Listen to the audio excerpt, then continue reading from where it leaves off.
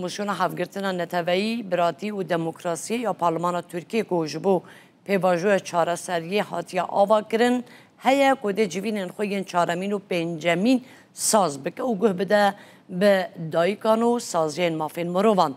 کمیسیون پارلمان روز سهشنبه 19 تباخه و روز چهارشنبه 20 تباخه جوین خو ساز دکه.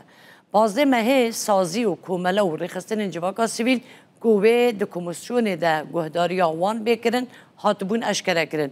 در رونشتنا یکم یا جوینا ایرو ده وزیر مالبات و خدمت جواکی که خانم منایر ازدمیر گکتاش ده گوتاره که پیشکش بکن. پشتجی ده نونرین کماله یا کمندام شهر کماله یا گازی جنبی و سویین کشتین ترکیه وقفا گازی و مالبات کشتین ترکیه وقفا پشتوانی خدمت کشتی و گازیان ترکیه هر وقفا کمندام ارک و مالبات کشتیان و تشکیلات اولکاری بینه گداری کردن.